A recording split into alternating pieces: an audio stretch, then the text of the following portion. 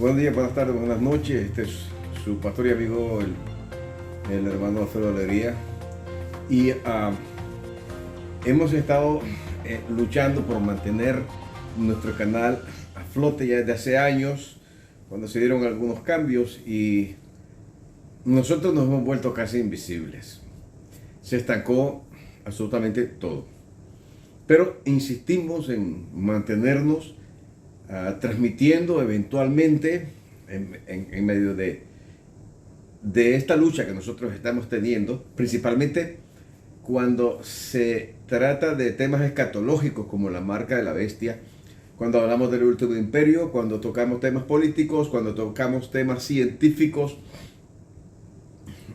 siempre en medio de esta situación difícil que nosotros vivimos a nivel global, porque estamos viviendo una dictadura cibernética en donde te quieren aplicar la ley del bozal, o sea, tenés que decir lo que nosotros queremos que digas, porque si decís algo diferente, que nosotros no estamos de acuerdo, entonces vamos a tumbarte tus trabajos. Y eso es exactamente lo que ha estado pasando conmigo. No digo que soy el único que estoy en esto. Sin embargo, también veo otros canales que hablan con toda libertad de noticias, mencionan el nombre que quieren, hablan de Rusia, hablan de la guerra de Israel, hablan de la guerra atómica, de la marca 666 y de todo, y no pasa nada. Pero hoy yo insisto, en este día, insisto en hablar con toda la libertad que yo tengo, que Dios me ha dado. Libertad de conciencia, de pensamiento y de expresión. Y si es que estamos peleando, ¿verdad?, por la libertad de expresión, pues vamos a seguir peleando por la libertad de expresión.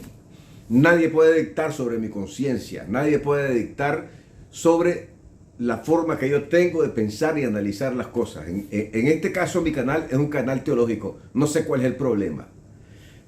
Que Dios reprenda al diablo y que sea fuerte. Mi oración contra los que se levantan contra las cosas de Dios es que Dios trate con esas personas como trató con Faraón y que le suceda lo mismo que le sucedió a Faraón.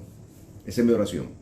Bíblica, Salmo 35, si usted quiere irlo a ver, vaya a verlo como oraba David y como también oraron los ángeles en el Apocalipsis, dale de beber del doble de la porción que nos quieren dar de tomar a nosotros. Así dijeron también los ángeles. Si los ángeles lo hacen, pues yo soy inferior a los ángeles. Pero voy a hablar hoy acerca de la marca de la bestia, un tema especulativo que causa mucha tristeza cuando nosotros observamos la iglesia cristiana en diferentes aspectos, muy ajena a las verdades bíblicas, estancada en el conocimiento, metida en un formato tradicional que no quiere abandonar por su misma haraganería espiritual. Yo he estado llevando el mensaje por muchas congregaciones en los Estados Unidos a través de los años. Yo soy nacido en Centroamérica, en Nicaragua. Y el hecho de que yo vivo acá no significa que yo estoy de acuerdo en todo acá. Eso no es así tampoco, porque nosotros somos individuos. Además, como hijos de Dios, tenemos capacidades de análisis y sabemos qué postura y qué posición mantener. Entonces he estado viajando por este país de los Estados Unidos, que es el líder del último imperio, y he observado que la mayor parte del pueblo de Dios no cultiva el espíritu de la lectura. He realizado sondeos y he llegado a concluir que el 95% de la iglesia no lee, pero sí ve videos. Oro siempre a nuestro Padre Celestial, a Yahweh, el Padre de nuestro Señor y Mesías Yeshua, que la congregación pueda comprender la importancia de adquirir el conocimiento bíblico objetivo. Si el conocimiento no fuera importante, Dios no le daría ninguna importancia. Pero porque Dios es Dios, Él conoce todas las cosas. Y si la congregación, lo que se llama en griego, la iglesia, tiene la mente del Mesías, como dice la Reina Valera, la voy a citar. Dicen, más nosotros tenemos la mente de Cristo. Yo prefiero decir, más nosotros tenemos la mente de Mesías. Si nosotros tenemos la mente de Mesías, entonces nosotros tenemos una mente rica en conocimientos. Entonces Dios nos habla en palabra de reprensión diciendo a toda la iglesia haragana, a toda la congregación lazy, a toda la congregación que no quiere estudiar, mi pueblo fue destruido porque le faltó conocimiento. Actualmente la mayor parte de las congregaciones, de los hermanos dentro de las congregaciones viven de la ayuda social, del espíritu, porque piden que otros oren por él o por ella, sin hacer nada por sí mismos, quieren que otro investigue y aprenda las verdades espirituales, y él y ella no muestran un verdadero interés por el aprendizaje, y cuando alguien llega a tratar de comunicarle algún conocimiento simple, sencillo, básico, como el que todos nosotros conocemos, acerca del Tanakh, de la Torá o del Nuevo Testamento, como lo saben todos, ya llegaron al fondo del barril del conocimiento, incluso al fondo del barril del conocimiento escatológico, rechazan también lo que se les trata de transmitir con humildad, porque esa es la realidad cruda que nosotros vivimos.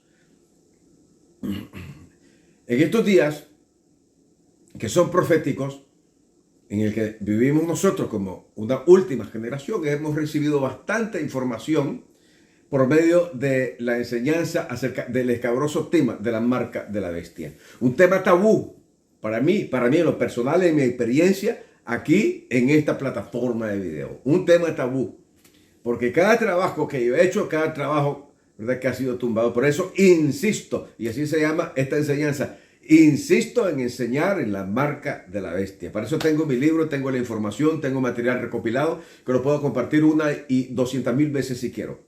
Así que estamos otra vez insistiendo.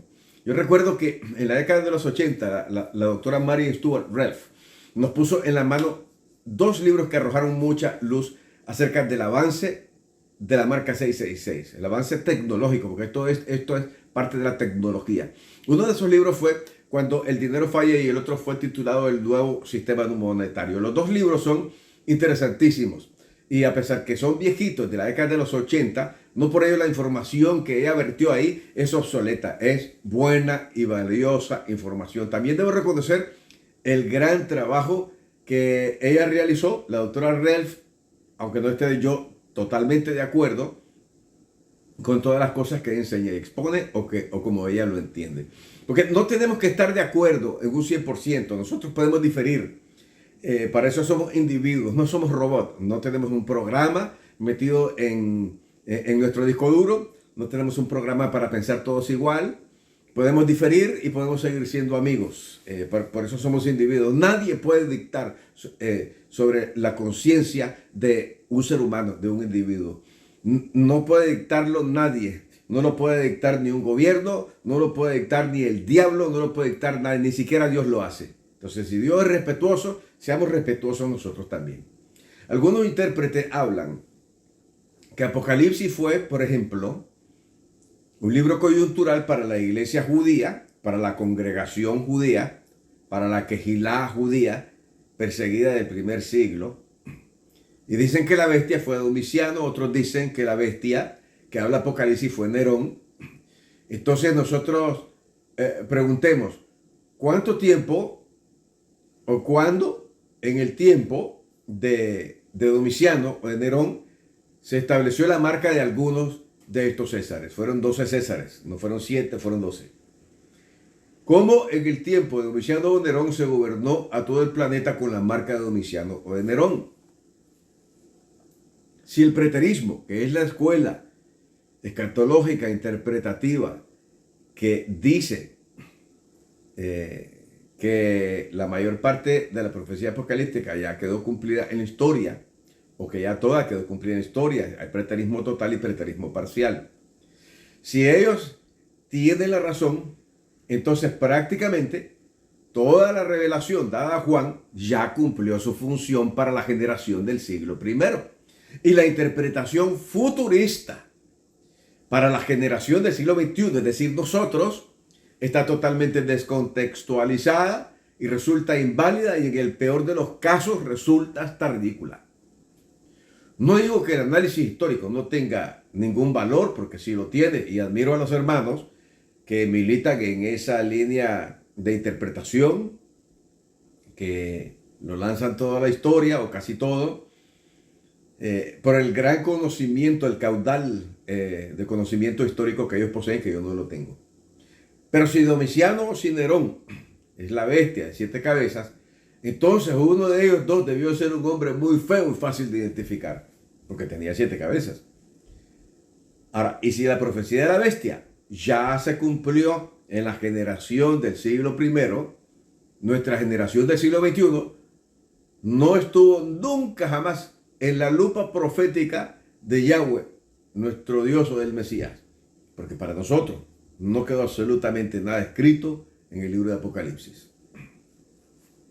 Aún surge otra pregunta. Cuando el Mesías dijo ciertamente, por ejemplo, vengo en breve, y si toda la profecía ya quedó cumplida en la historia, entonces la congregación del primer siglo debió haber visto al Mesías venir en su segunda venida ya cumplida en la historia. Pero, de verdad, esa congregación, esa quejilá, esa iglesia ya vio la venida de el Mesías ya cumplida por segunda vez. La brevedad que dijo a esa generación del siglo I lleva entonces ya casi 2000 años. Ciertamente vengo en breve, lleva 2000 años. Entonces significa que no se cumplió.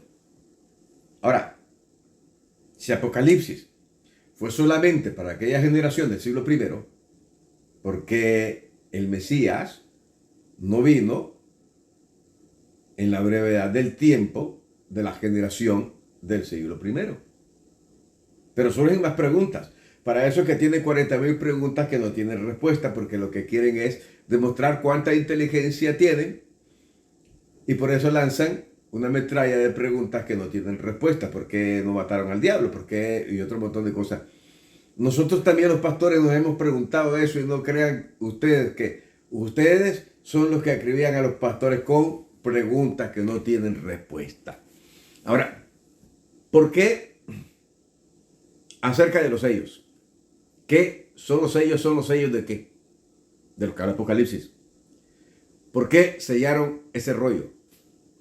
Y si solo el Mesías puede abrirlo, oiga bien, entonces ese libro debe ser el libro de la redención. Y la redención total debió haberse manifestado al abrir el último sello de la redención. Solo que aún no tenemos información histórica que la primera resurrección ya sucedió un día en la historia. La resurrección es el evento más importante en el proceso de la redención que Dios estableció o planificó para nuestro planeta y para la raza humana. Pero la teología judía sitúa el día de la redención, o sea, el día de la resurrección, en el día postrero. Yeshua dijo en Juan capítulo 6, versículo 39, en el versículo 40, en el 44 y en el 54, que la resurrección iba a ser en el día postrero. Marta, la hermana de Lázaro, en Juan 11, 24, dijo: yo sé que resucitará en el día postrero. Pablo, en 1 Corintios capítulo 15, 52, dijo: a la final trompeta. Y Apocalipsis capítulo 24 dice: al final de la gran tribulación. Todas estas citas se sitúan la resurrección en el tiempo del día postrero, en el último día. Ahora, si Apocalipsis ya sucedió, entonces el día de la resurrección en la venida del Mesías también ya sucedió. Pero ¿cuándo sucedió? Ahora, si hablamos de la abominación desoladora que habló el profeta Daniel en el capítulo 8, en el versículo 13, en el capítulo 9, versículo 27, en el capítulo 11, versículo 31, en el capítulo 12, en el versículo 11, se dice que esto sucede en el tiempo de los macabeos, en la guerra contra el imperio griego, cuando Israel estaba tratando de sacarse la bota del cuello, de la bota griega del cuello, cuando los griegos estaban tratando de culturizarlos y arrancar la cultura hebrea de sus mentes y de sus corazones, incluyendo su fe. Entonces aparece Antíoco IV, que sacrifica un cerdo en el templo judío en el año 166 antes del Mesías. Sin embargo, 196 años después, el Mesías Yeshua menciona la abominación desoladora como una profecía aún no cumplida en Mateo capítulo 24 en el versículo 15. Usted puede leerlo. Luego entonces se dice que esa profecía del Mesías se cumple en el año 70 después del Mesías, como dice el preterismo, y se concluye que la abominación desoladora ya se cumplió y no tendrá ningún cumplimiento en el futuro. Pero si leemos bien lo que dice el ángel a Daniel en el Tanaj, o sea, en el Antiguo Testamento, para que no se ofendan, él respondió: anda, Daniel, pues estas palabras están cerradas y selladas hasta el tiempo del fin. Y desde el tiempo que se ha quitado el continuo sacrificio para poner la abominación desoladora, habrá 1290 días. Bienaventurado el que espere y alcance los 1335 días. Daniel capítulo 12, versículos 9, 11 y 12. No, estos versículos establecen la abominación desoladora en el tiempo del fin, mi estimado. Pero el tiempo del fin no fue el año 166, ni tampoco el año 70. Así que, si ya han habido, oiga bien, supuestamente 2 abominaciones desoladoras que causan desolación, quedaría tal vez una más que sucederá en el tiempo del fin. Bueno, surgen 1000 preguntas más que derriban argumentos preteristas, pero no presentaré todas las que puedan surgir en este corto que quiero hacer para usted. Pero por favor continuemos meditando en la temática, insisto, de la marca de la bestia. Vivimos en una sociedad que avanza tecnológicamente a una velocidad increíble. Daniel recibió sus revelaciones e interpretaciones por medio de ángeles. Son los ángeles los que transmiten la profecía. Y los ángeles se visten de manera similar al Mesías, porque Daniel dice: alcé mis ojos y miré un varón vestido de lino y ceñido sus lomos con oro de Ufaz. Su cuerpo era como berilo y su rostro parecía un relámpago y sus ojos como antorchas de fuego y sus brazos y sus pies de color del bronce brullido y el sonido de sus palabras como estruendo de una multitud. Daniel capítulo 10 versículo 5 y versículo 6. Este mismo ángel le dijo a Daniel: pero tú, Daniel, cierra las palabras y sella el libro hasta el tiempo del fin. Muchos correrán de aquí para allá y la ciencia se aumentará. Y oiga bien, porque la marca de la bestia tiene que ver mucho con ese aumento de la ciencia, como lo explicamos anteriormente en los videos que han sido tumbados. Pero ¿cuándo se disparó este desarrollo tecnológico? Bueno, si nosotros hablamos de la tecnología de computadoras, tenemos que mencionar la existencia del primer ordenador llamado Coloso, que fue construido en el siglo XX por la IBM. En diciembre de 1943, el Coloso se incorporaba con 1500 válvulas o tubos de vacío y ya era operativo desde 1951 a 1958. Las computadoras de primera generación emplearon bulbos para procesar información. Los operadores ingresaban los datos y los programas en código especial por medio de tarjetas perforadas. Para la segunda generación de computadoras, en 1959, se usaron transistores en las computadoras de tercera generación. Para el año 1964 se añadió el circuito integrado donde se colocan miles de microcomponentes. No fue sino hasta la cuarta generación, en 1971, que las computadoras evolucionaron al tipo de ordenadores que nosotros hoy conocemos. Y cuando los famosos chips de silicio entran en acción, entonces.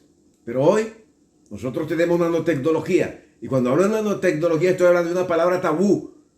Tabú para estos lugares, tabú para Facebook, tabú. Si haces un video y mencionas nanotecnología y te metes en eso, posiblemente te van a censurar. Tecnología que trabaja a base de una plataforma de grafeno. Otra palabra tabú. Te metes a hablar del grafeno. El grafeno que tiene muchísimas personas ya dentro de su cuerpo, funcionando en sus venas, y entonces posiblemente te van a tumbar. Y esos 2 elementos convertirán los procesadores miniaturizados en máquinas aún más poderosas. Mientras tanto, tenemos que pensar en un suceso que no puede ser obviado en la explosión de la tecnología que nosotros estamos experimentando ahora mismo en este preciso momento en el siglo XXI. Y es el famoso caso de Roswell, donde presuntamente un ovni se estrella en el desierto de Nuevo México en los Estados Unidos. El 8 de julio de 1947 algo pasó en Nuevo México, Estados Unidos. Ahí se reportó el avistamiento de un objeto volador no identificado, un ovni, supuestamente una nave extraterrestre. El gobierno negó tener conocimiento de que el hecho tenga algo que ver con los extraterrestres. En la cultura popular es un hecho. ¿Cuál es la explicación oficial de Estados Unidos sobre el incidente de Roswell? Entonces, un proyecto para examinar las actividades nucleares de la Unión de Repúblicas Soviéticas Socialistas, que hoy es Rusia. No obstante, documentos desclasificados del FBI y de los Estados Unidos recogen testimonios de que en Nuevo México cayó no uno, sino dos ovnis, o varios, dicen, y capturaron a varios seres extraterrestres, 9 muertos, mueren, los extraterrestres mueren, yo digo que son demonios, y un sobreviviente. Más recientemente, el teniente coronel retirado de la Fuerza Aérea de los Estados Unidos, Richard French, agregó más datos relacionados a aquel hecho. Él dijo, en realidad hubo 2 accidentes en Roswell, algo que la mayoría de la gente no sabe, dijo French en el HuffPost. El primero fue derribado por un avión experimental estadounidense que volaba desde White Sands, Nuevo México, y disparó lo que efectivamente era un arma de tipo pulso electrónico. Imagínense, estamos hablando de armas de pulso electrónico en la década de los 50, que desactivó y quitó todo el control del ovni, por eso se estrelló. En una de las tantas entrevistas o declaraciones hechas por un patriota de los Estados Unidos, un ingeniero llamado William Cooper, ex marido de la Fuerza Naval de Estados Unidos, ex agente de la CIA, William dice que en su estancia en la Marina, a bordo de un submarino, vio emerger del océano una nave en forma de platillo, del tamaño de un portaaviones mediano. Y a partir de entonces dio inicio una vida de investigación que duró hasta el día de su muerte acerca de los documentos secretos de Roswell. Literalmente él dijo, eventualmente ellos empezaron a confiar en mí y empecé a ver documentos que pasaban por mi escritorio y que eran absolutamente increíbles, pero yo vi documentos clasificados como alto secreto, que habían 40 especies de extraterrestres visitando la Tierra y que una de estas especies tenía un acuerdo con el gobierno de los Estados Unidos, que había un intercambio de tecnología, y nosotros estamos hablando de lo que el ángel le dijo, y la ciencia se aumentará. O sea, la tecnología, el conocimiento científico se aumentará. Y por eso estoy mencionando estas cosas. El proyecto, sigue diciendo, el proyecto Luz Roja, Red Light, se refería a la prueba de naves extraterrestres. Este fue extracto sacado del video Evidencia Extraterrestre de Milton William Bill Cooper, el legado, completo con subtítulos en español, desgrabado desde el minuto 6:50 hasta el minuto 14:59 que estoy compartiendo. El tratado firmado por el expresidente Eisenhower y los grises en 1954 es conocido, y cuando hablamos de los grises estamos hablando de los extraterrestres cabezones, que son los que normalmente conocemos con ojos grandes. Ese tratado fue conocido como el Tratado de Greada, mediante el cual podían abducir seres humanos para la experimentación a cambio de que los devolvieran sanos y salvos. Por su parte, los grises nos facilitarían tecnologías. Usted puede encontrar más información en la net. Lo que yo comparto aquí no es nada que está pegado en Marte ni en otro lado. Usted puede corroborarlo, toda esta información, en los diferentes lugares de internet.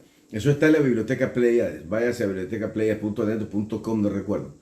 Pero el señor Cooper no es el único estadounidense que habla de extraterrestres y transferencia tecnológica. El señor Ben Rich, el segundo director de la Lockheed Chuck Work de 1975 a 1991, que es la misma Lockheed Martin, especializada en la construcción de aeronaves avanzadas, Rich dijo, ya tenemos los medios para viajar entre las estrellas, pero estas tecnologías están encerradas en proyectos negros y tomaría un acto de Dios que salgan a luz y sean de beneficio a la humanidad. Cualquier cosa que usted pueda imaginar, ya sabemos cómo hacerlo. Entonces, la profecía del avance de la tecnología se está cumpliendo. Ya se cumplió y continúa cumpliéndose. ¿No se ha preguntado usted por qué el ser humano vivió como un ente primitivo hasta el siglo XVIII? ¿Cómo pudo el ser humano desarrollar un nivel tecnológico e intelectual superior al ser humano que vivió desde el tiempo del Mesías hasta hace apenas 2 siglos atrás? ¿De dónde salió tanta capacidad de desarrollo, tanta tecnología, fibra óptica, lentes de visión nocturna, tecnología y capas de invisibilidad, tecnología espacial, chips electrónicos, nanochips, nanotecnología, alteración del ADN humano, una nueva religión científica, el transhumanismo, el desarrollo de la inteligencia artificial, que está ahora en un boom increíble, etcétera. Mire, si nosotros somos buenos observadores, la tecnología se dispara.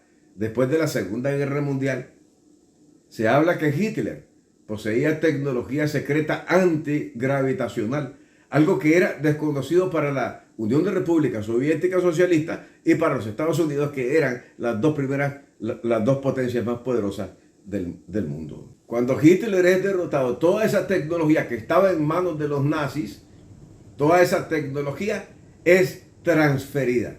O sea, Hitler tenía información, él es un genio científico o algo parecido. No, yo dudo que Hitler haya sido un genio científico o algo parecido. Pero es demasiado sospechoso como para no tener en cuenta que en Alemania en 1937 un incidente similar al de Roswell en los Estados Unidos tuvo lugar en los campos alemanes. Yo no voy a alargarme más, vamos a seguir hablando acerca de esta temática, una temática difícil, conflictiva, esperando que no desbaraten el trabajo informativo teológico que estoy compartiendo con ustedes. Estuvo con ustedes su pastor y amigo el doctor Alfredo Alegría. Hasta la próxima.